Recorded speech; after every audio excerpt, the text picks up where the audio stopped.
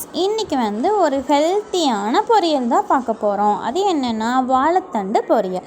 இந்த வாழைத்தண்டு urinary tract infection இருக்கிறவங்க, கிட்னி ப்ராப்ளம் இருக்கிறவங்க எல்லோரும் எடுத்துக்கிட்டால் ரொம்ப நல்லது. முக்கியமாக ஜென்ஸ் இந்த பொரியல்லாம் சாப்பிட்டாங்கன்னா ரொம்ப நல்லது. வாழைத்தண்டு வீக்லி ஒன்ஸ் எல்லாருமே கண்டிப்பாக சாப்பிட்டிங்கன்னா கொஞ்சம் ஹெல்த்தியாக இருக்கும். குழந்தைங்களுக்கு சின்ன வயசுலேருந்தே கொடுத்து பழக்கிட்டிங்கன்னா இன்னும் பெட்டர். ஏன்னா சாப்பிட்டு பழகிப்பாங்க. வாழைத்தண்டு ஒவ்வொருத்தங்க அறுத்தா கருப்பாயிரும் அப்படிங்கிறதுனாலயே செய்ய மாட்டாங்க. நீங்கள் என்ன பண்ணலான்னா, வாழைத்தண்டு அறுத்து அந்த தயிர் இருக்குது இல்லைங்களா, தயிர் போட்டு தண்ணியில் மோர் மாதிரி பண்ணி அந்த தண்ணியில் போட்டு வச்சிட்டிங்கன்னா கருப்பாகாது.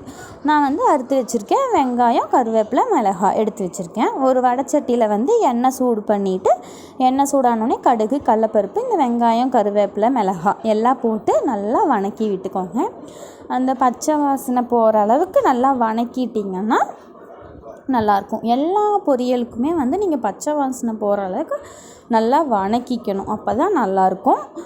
தேங்காய் பூ இந்த வாழைத்தண்டு பொரியலுக்கு கொஞ்சம் நிறையா போட்டிங்கன்னா டேஸ்ட்டாக இருக்கும். தேங்காய் எண்ணெயில் சமைச்சு பாருங்கள். வாழைத்தண்டு பொரியல் தேங்காய் எண்ணெயில் சமைச்சிங்கன்னா நல்லாயிருக்கும். உப்பு உங்களுக்கு எந்த அளவுக்கு வேணுமோ, நீங்கள் ஒரு சிலர் நிறையா பேர் இருப்பீங்க, எல்லாம் நார்மல் எல்லா காய்க்கும் செய்கிற அதே அளவு உப்பு போட்டிங்கன்னா அதுவே போதும். நீங்கள் எக்ஸ்ட்ராலாம் போட வேண்டியதில்லை.